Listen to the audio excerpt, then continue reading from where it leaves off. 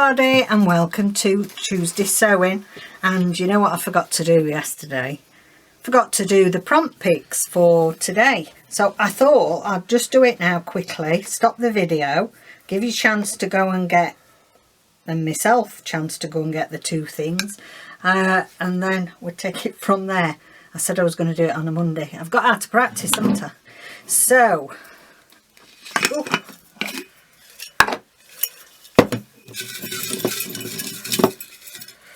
I can't see them, it's just this is some old paper I'm using.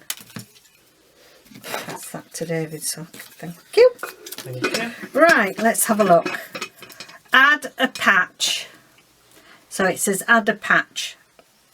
So that's like a patch of fabric, like a patchwork. And add a safety pin. So, safety pin and a patch. So, I'll go and find something.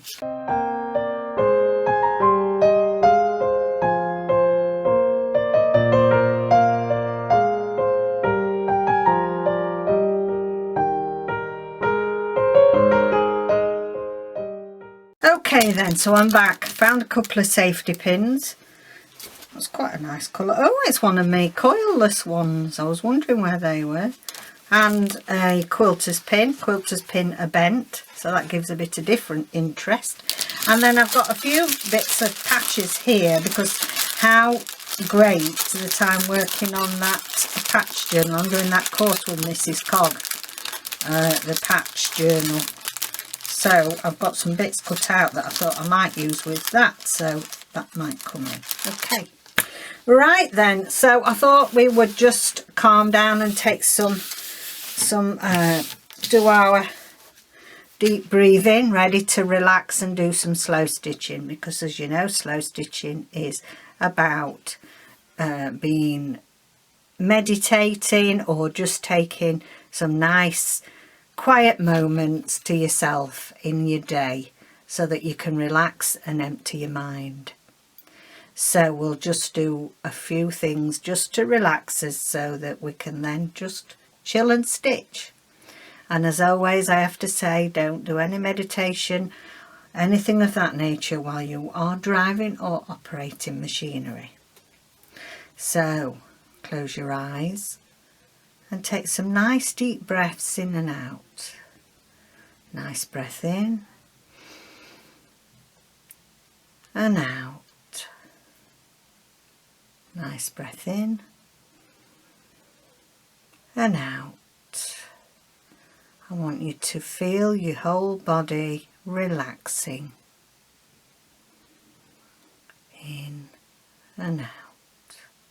Then you're going to think about just sewing and having some time for yourself. Nothing else matters just at this moment in time. Just here and now in this moment, having some quiet time to yourself to sit and sew.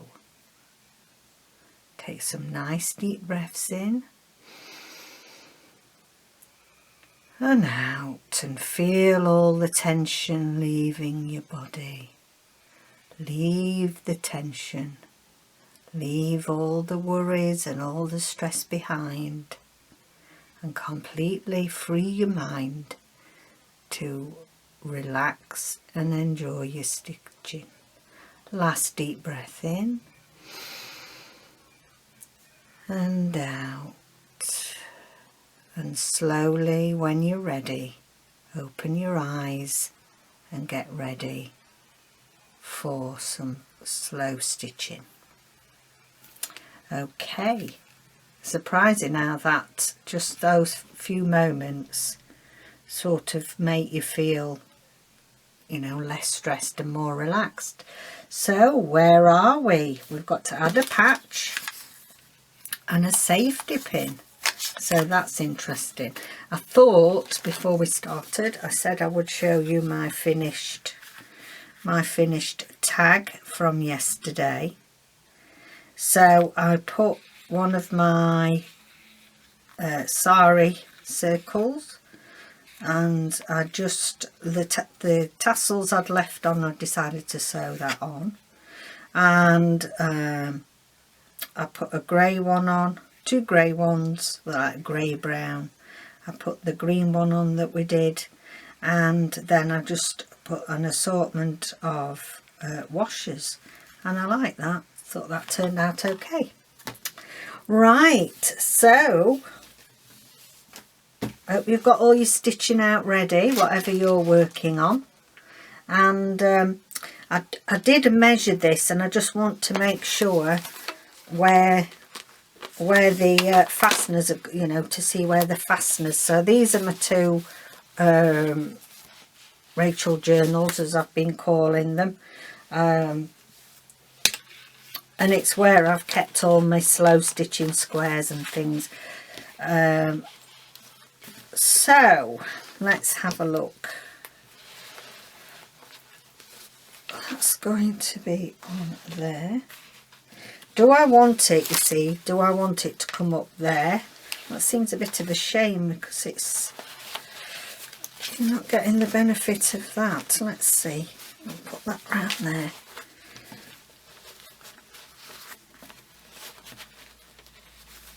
Or do we put that under there and that there? Don't think it's going to get much bigger than that. So I think that goes better, because I've added a little flowery thing there. And so I'm just going to put a couple of pins in there as markers, so I've a bit of an idea. And then I can put, you know, that can be our, I can put a couple of different fasteners on there, can't I? And then that would give us that at that end. Yeah, I'm happy with that. So I'm just going to put a couple of markers in, because I'm not going to sew anything too bulky then. Anything too bulky in where I'm going to be fastening it. You see, the only thing with that is, that's a bit, it's not, am I better off doing it that way? I think so. And then that, actually, I've changed my mind. So that's nice to, right, okay. That's nice to then unwrap that. So I'm going to go to there. Let's see. Keeps slipping off. Ouch. I did that last week, didn't I? I got my needle off. Great big thing. I've got a pin thing here. I've got one in my... Shouldn't put them in your mouth, Catherine. There.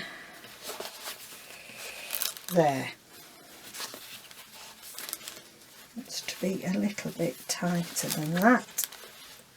Just to there. And then when I unpick it, you've got that nice view. Oh, yes, we'll have it here. Okay, that's where the end goes. And there. Okay.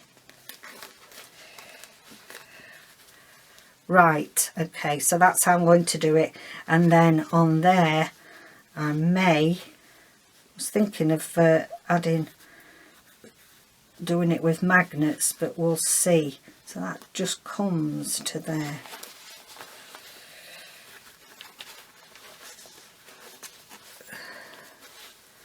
Yeah. Yes, we'll do that then. What have I done with my elastic band snapped? It's snapped and flirted off. Right, okay. So that's the front, that's that. Let's have a look at the patches then. Let's see what I've got in here. Now,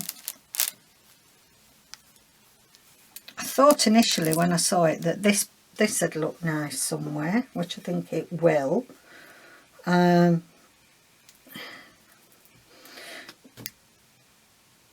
May look nice there. Now the other thing is I've got this like a tweed but in grey. See, I'm not confident. It doesn't go with that bit, does it? Does it tie this into it? You see, there's a lot of greys in this. Sorry, let me move that. I don't know where to put stuff so you can see it best. I'm out of frame there with that. Right, okay. If I put that there, I quite like it, but I'm not sure it goes with that.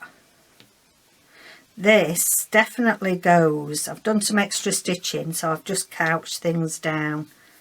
Not couched it down, just sewn it down, tacked it down.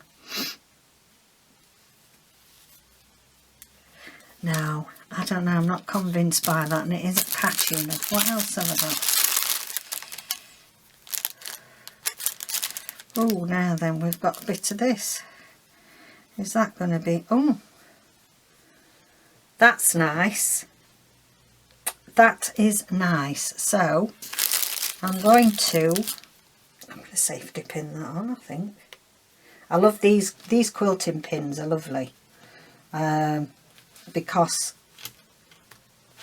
just the shape of them, I do like them for the shape, so you can, you know, can have them up or down. So I think that goes nice there. So I'm just going to now the only thing is, if I'm going to be laying that on round and on top, we don't really want the bulky. No, change my mind, because I think that'll add too much bulk. Okay, change my mind there. Let me just pin that in position. I'm going to have that there, but I'm going to sew it down so that it's flat, because really I want everything as flat as I can, don't I, there? Now then, what else have we got? So I thought that was nice. I do like this piece. It's a bit thick. This is...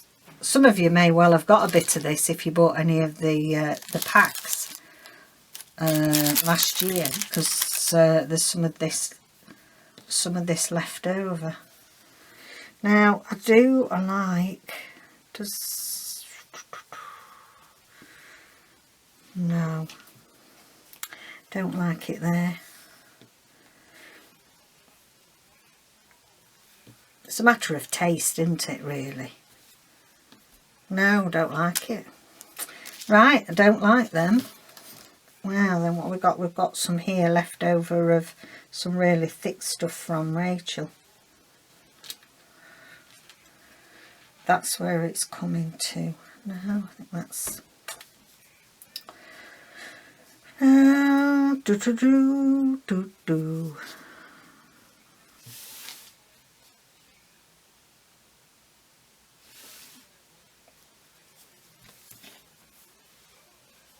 No.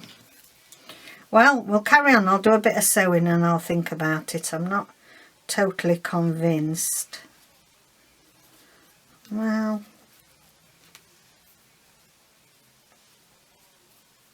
I might just cut that bit off.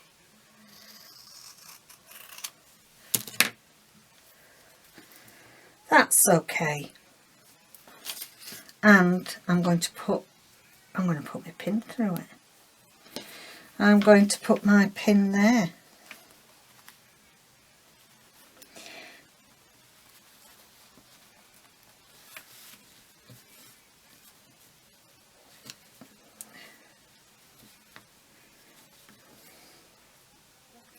And I'll tie it down.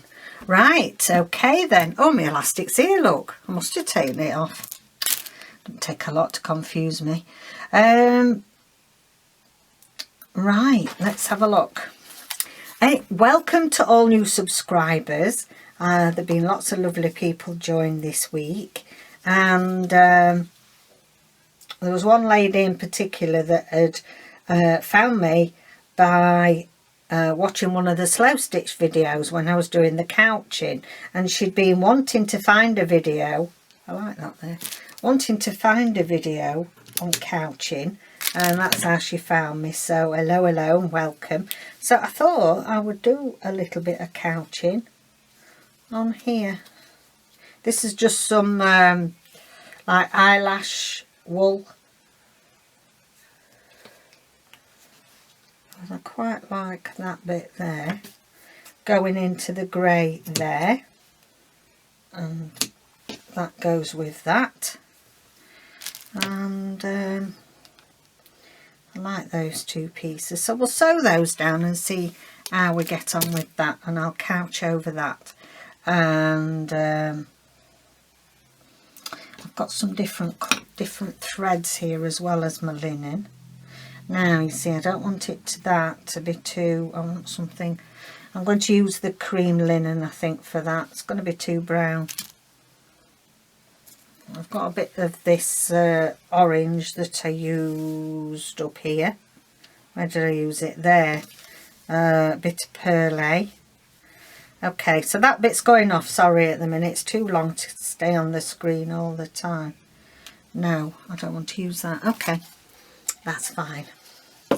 Right. Now I think I know what I'm doing. We can talk. The sun has come out again. I'm really surprised. Hence, I'm in a t-shirt in the house. It won't be warm enough outside. It was freezing this morning and it was really dismal. It had been raining, so I thought it was set in for the day, but it's turned out really nice. So that's good. I think it always makes you feel better to have a bit of sunshine, don't you? And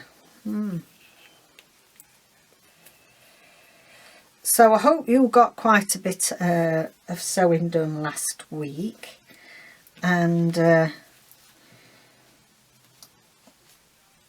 it did you good to find a bit of time to sit and relax, because we don't relax enough. And I'm just going to like whip stitch this on, I think, just whip it round. Yeah, I think I think we've got better at it with the lockdowns and everything.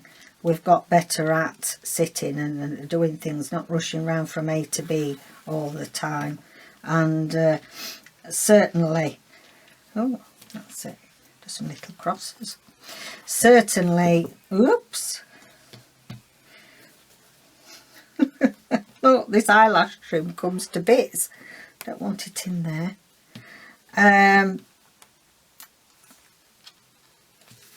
I've found that at last it's taken me 2 years. So we're retiring early. I retired early because we're not supposed to retire now. Our age group not allowed to retire for state pension here till we're 67. So really that's put our retirement age up to 67. So I'm 60 now, and I can actually, you can retire my health service pension is you can access it when you're 60, but it's about 2 years now I stopped working because of David's health, and it's taken me, I would say it's taken 2 years to get used, that's not a very good cross, Catherine, to get used to being retired. I really struggled with it at first, and of course it was quite a difficult time because, you know, there was a lot of issues that we were trying to sort out for David, and it took a while to stop thinking I'd got to be rushing here, there and everywhere, or I'd got, and some of you might be able to relate. Ooh, you should put your pins in somehow so they don't hurt. Some of you perhaps can relate to this. I felt like I hadn't got a sense of purpose anymore, and I think because two things really. The boys have left home and I don't see as much of them as I would like because they don't live local, and also stopping work. So they were two big things for me. You know, two big roles gone in a way. I mean, I know you're always a mother and you're always there for them, but in a role where you are an active role, should we say, as a mother. You know, you're still a mother now, but it's not an active role because they're adults and you know, they're making all their own decisions. So that I found that difficult. And then obviously at the same time,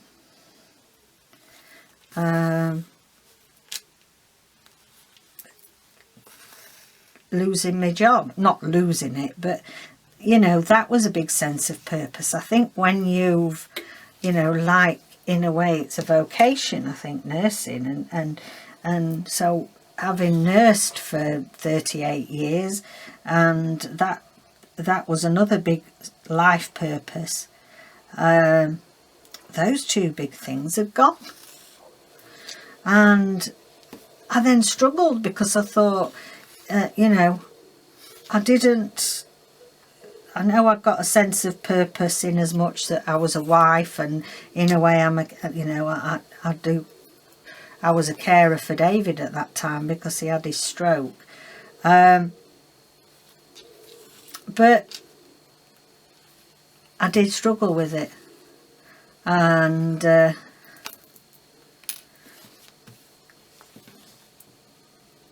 think in a way this is the channel and the shop has given me a different purpose now to look forward to, and so, you know, I think it's been a good thing. I've got something that I'm aiming for, because I think you aim, you know, it is a hobby really, but also, you know, I think you have to, you couldn't start a channel and an Etsy shop without having some sense of purpose and aims in how you know, you want it to be successful, don't you? And so therefore that's a sense of purpose. So that's taken it over. So yeah, I've got loads of ideas and things we want to do, and of course then now David's working, you know, doing the digital side of it and the art side. Not so much of his art now. I mean, it's like it was up in the loft, you know, we had a bit of a studio up there, but it's not easy for him to be there now. And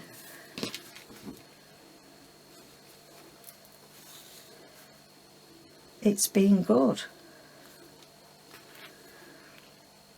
And I think only really during lockdown in the last year that, you know, I realise I have to let go of the boys. I'm not an interfering person. I'm not on the doorstep all the time, and I don't ring them all the time, and I don't never interfere. But you know, it's taken me a long while to, and I'm sure, you know, that there's not just myself. I'm sure you can relate to this if you know, your children have flown the nest. Yeah, I like that. It takes some getting used to. You see, I always thought that you know, we'd all live local and they'd be coming home for the Sunday lunch every week, and they'd be doing, you know, you get preconceived ideas, I suppose, don't you? And it doesn't work out like that, and especially with boys, you know. Mine, I've brought mine up to be very independent because I didn't have a load of independence. I didn't think, you know, growing up. So I brought them up really to be independent and to want to see the world and to want to, you know, strike out. Now my eldest son Adam is very adventurous like that. He, you know, he's very independent, and he's very self-sufficient, even though he's got a lovely partner, and she knows he's like that. Goes off with his camera and does photography and stuff. My youngest son, Joe, he's more of a home bird. He is independent, but he's more of a home bird. But you see, you give them skills, don't you, to live life and leave the nest. And then you're left behind, aren't you, without this sense of purpose. Right, so I'm fine now. I'm fine now. I seem to be going off on a... That wasn't the piece, was it? Where did I have that? Where's my other piece that was a... Here it is. Here it is. That is putting me off. Let me put them down there. We went grey to there. Okay. I'm going to couch again, I think. Let's have a look. Do I couch it with that, or... Actually, I'm going to do it with some of this. It's a bit of a tangle. I've found it in my bag. That's it. We'll sort it out. It needs to go on one of them cards.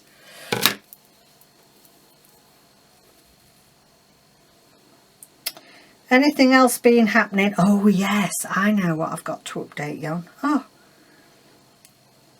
well, it looks like we're back to square one with the caravan, because they came round on Saturday evening, our neighbours, and said they've cleaned it all out and decided they think they'll keep it. They don't want to get rid of it now. It looks better now they've cleaned it out and spruced it up. So yeah, so we're back to square one of trying to find a caravan in our price range, which isn't, you know, they're so expensive. Our price range is, you know, we only want an oldish one as long as it's not leaking and the heating works. But, you know, they're so expensive now. I mean, they're like some, you know, £20,000 for a new tourer that isn't that big. Probably a 2 to 4 berth. That's ridiculous. So we're back to square one trying to find one.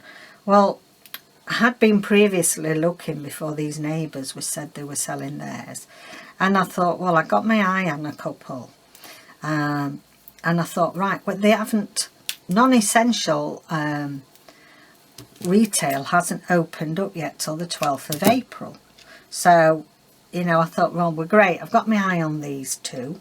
But obviously we can't even go and look at them till the 12th of April when retail can open again and we can move about a little bit more freely. And blow me if they haven't been sold. I'm thinking, well, how have they been sold when nobody's supposedly going and looking at them? So anyway, they've gone. The ones that were reasonable prices that I like the look of. So people are obviously buying them without, well, they're either buying them without going and looking at them, which is a bit dodgy anyway, or there's certain unscrupulous businesses that know they're not supposed to open and they're opening on the side. I don't know. Makes you wonder, doesn't it? So we've got to start looking out, and I think it's going to be difficult. Because I do think that because of the pandemic and people are going to be having their summer holidays in this country, rather than going abroad, you know, they're going to be all fancying buying a caravan. Right, couching. Let me just quickly go through this again. So I like to just sew through the end of it. Just to anchor it in place. I mean, actual fact, if you do the couching as you're supposed to, you don't do that. You just keep going round, and the idea is that you could pull it out if you wanted. But I like to anchor it because I don't want it pulling out. And it's just a matter of going over and anchoring your fluffy wool in place. So there, I'll do some of that. So what else have I got to do? So that's my patch on, and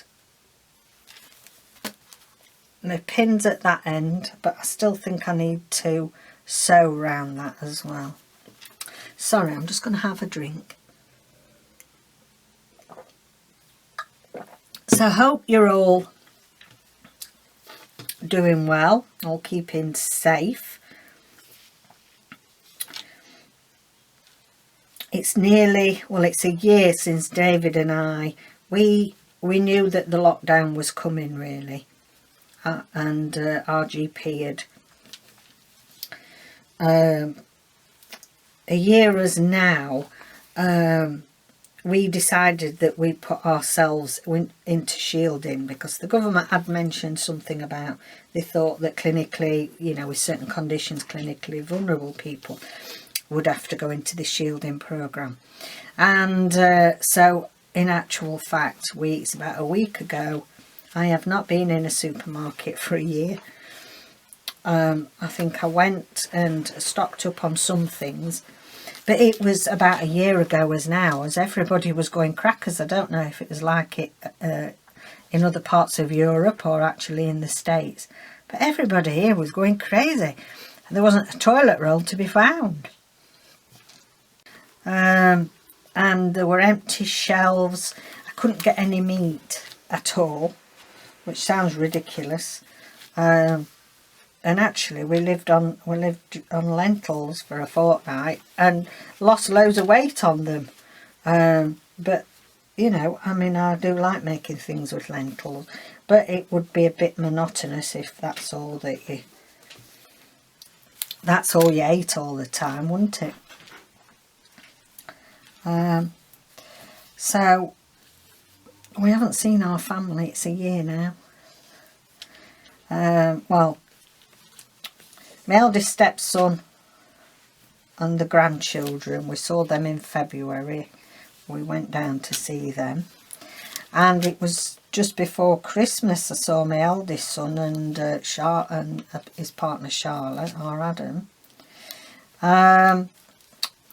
Joe, we briefly saw Joe in the summer when he passed his driving test, and he drove up here, which was great. We were really pleased with him that he'd driven all this way. Well, you know, a couple of days after he'd passed his test, because it's a bit scary, isn't it, when you first pass your test and you're driving on your own. It's quite scary. And that's it. We haven't seen my dad, because as you know, he's down in London, so we haven't seen him 2019, yeah, Christmas, about December, yeah, no, actually, yeah, no, December, yeah, about December time. Or was he coming then? No, summer of 2018, 19, August, July 2018, 19. Oh, goodness me. I'm getting my dates mixed up. Yeah, I haven't seen my dad since August. The end of July 2019. Same with my sister and brother-in-law. And I'm sure there's a lot of you out there that's been in the same position. I mean, for us, it was easier to get used to that because our family don't live close. So for those of us, like our neighbours, the caravan neighbours, as we can call them now, their family live local and all their grandchildren live local. Now, of course, they were allowed to see them from a distance sort of last summer. But, you know, it must be so hard when you're used to seeing them most days and not. Whereas we weren't used to seeing them both because they all, you know, for the jobs, they live somewhere else. So we had got used to it somewhat. Do I want it there?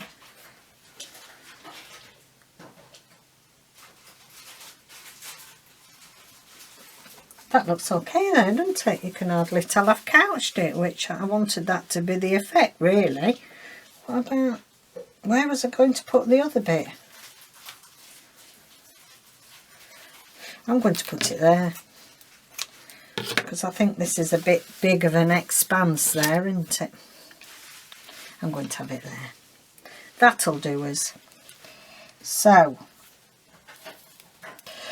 anything you want to tell me, anything you've been going on? There's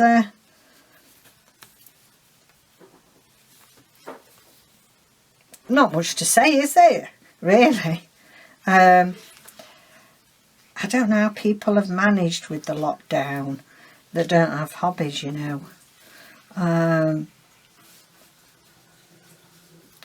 We have friends that don't have hobbies, they just watch television. And which is all well and good, you know, each to their own, but when you're in lockdown, you know, when we have been in lockdown and you can't do anything else, crikey, it wouldn't have gone down very well if I hadn't got me reading and me, you watch, this won't fit, I hadn't got reading and me crafts and channel.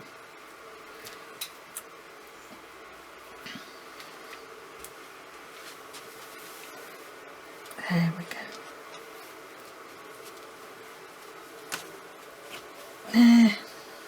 I like doing couching. I think you can get so many different looks. You know, you can couch anything really. Bits of wire and bits of wool, different trimmings, different fabrics rolled up.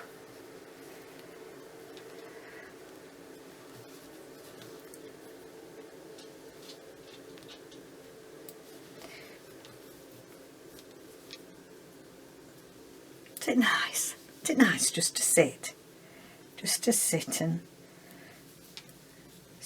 have a natter. Sorry, no cake this week. No cake left for you guys. I've got a few flip throughs. My design team project is finished, so I need to show you that. And yeah, Mr. Simpkins, I said last week I was gonna, yeah, Mr. Simpkins, his little set's ready. I enjoyed doing that. I mean, it was different, it made a different change. Doing something themed like that, you know, with it being a bear theme.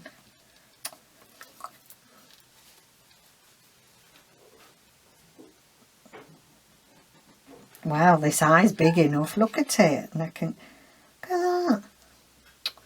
I haven't left myself much to tie off, have I? I'm going to thread it through there, I think.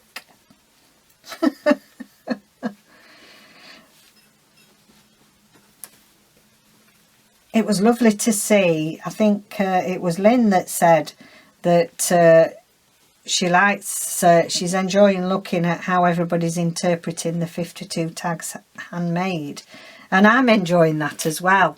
It's lovely just to look through. I mean, I keep forgetting to go on Instagram. I'm not the world's best Instagrammer. I need to get better at that. That's nice. I like that. Right, let's go to this end. Put that in there. Just lovely to see all the different variations with the same prompts. There's something really interesting about that, seeing how we all interpret things in our own style. Yeah, it's wonderful to see. There's quite a lot of people doing it now. I'm hoping when we get back to normal and we are allowed out and to mix, I'm hoping to actually go to one of Anne's real life, thank you darling, real life courses, because she lives in West Yorkshire, So just, you know, as the crow flies, just east to west, I think. So it would actually be nice to go, and she does courses in her shed. Can't remember what she calls her craft studio, where she runs courses. Shed something, it's a number. It's probably 62.5 or something like that. I can't remember now. I remember watching last year when we were doing Sew for the Soul book, and oh, she'd set up her garden really lovely to do to do embroidery outside, and so that was it. That cost us a lot of money because we had to redesign a little corner of our garden and put all stone shaling down and what have you. I didn't get a chance last year. By the time it was finished, the weather changed. So this year, yeah, hopefully we can do some filming outside. So yes, it'd be nice to have some videos outside. I mean, I know I do my book channel outside sometimes, and it's just lovely when, you know, sit in the garden. So yes, my east veranda will be open for business. That's just what we call it. The eastern veranda, which is the new little path that we dug over, and it's had new fencing and what have you. So it'll be lovely to just sit out there and do our slow stitching, won't it? And the birds singing, I love to hear that. The birds singing, and let's turn it around so we're in the middle for you now. Do I have it that one? Yeah, this way.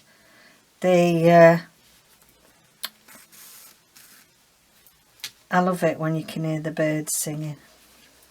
When I took Nelson yesterday, on the South Cliff at Scarborough, we've got, it's quite steep, is Scarborough. You know, you have to go down and down and down to get to the sea in lots of places, and but you go through all these wonderful gardens, and there's the Italian gardens, and I'll have to do some filming down there when we go, when the weather's better. And it's just wonderful to just walk through there. But it's a shame because David drops me off and then he goes down and meets me further down because he's not able to do any sort of hills or things like that, really steep areas. So me and Nelson, we trot off, and that's nice.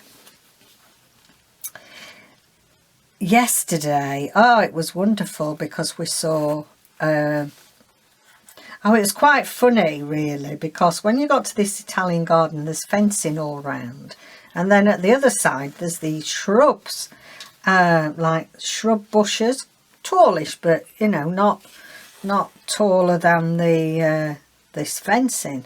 Well, it was hilarious because one part of the fencing there was a squirrel, and we often see squirrels on that part, but it was sat on the fencing eating this nut, and then right next to it was this pigeon sat.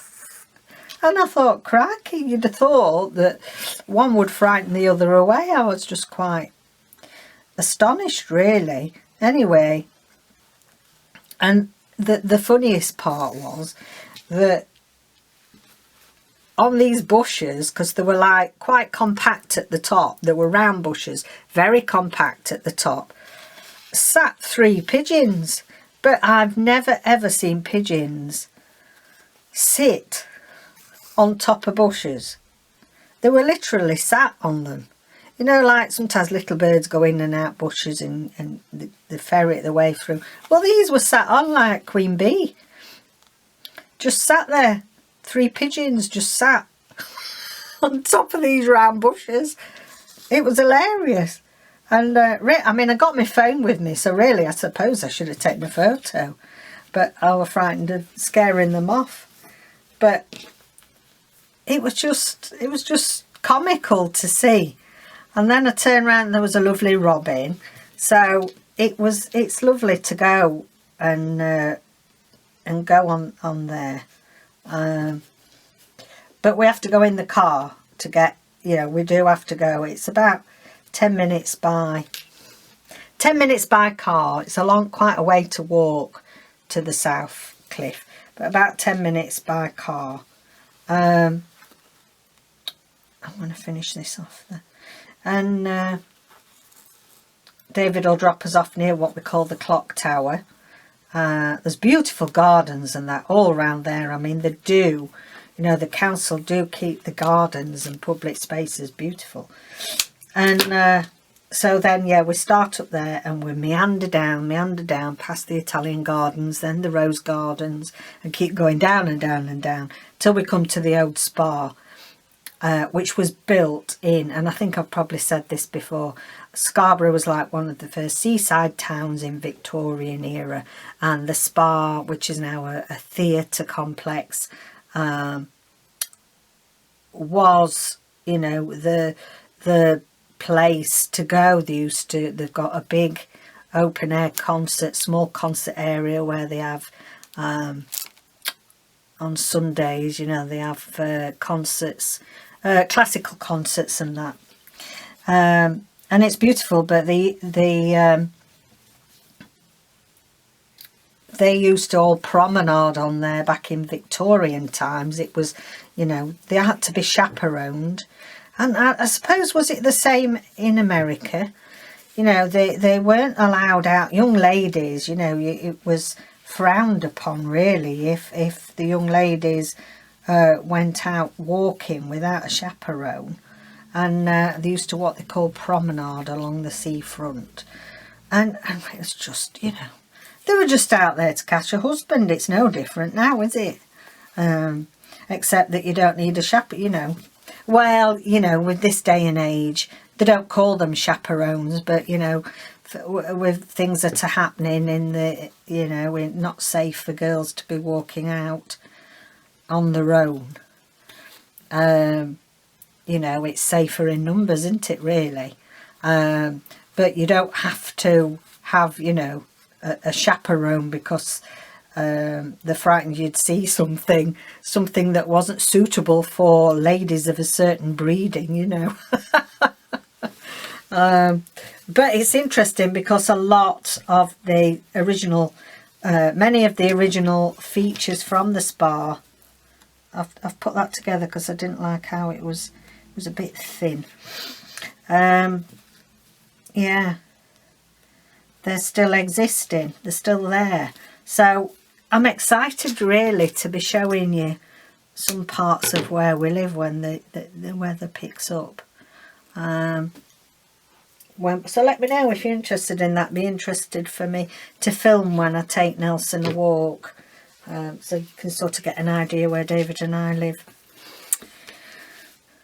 Right, now then, let's take stock. Put that in there for a moment because I think time is pressing. It's surprising. So we've done a bit of couching. I've done a bit of couching there. This is my patch that I've put on, and I've put another one on there. I think I will carry on just sewing around, you know, like I've done there, and just sewn the patch on. I think it looks like a proper patch then, because if you put in a patch on jeans, for example, you'd like, you know, people would sew the patches on like that, over sew, so it looked like a proper patch. So I think I'm going to do the same there. And I've not really done with, so we've done those two, we've done that patch.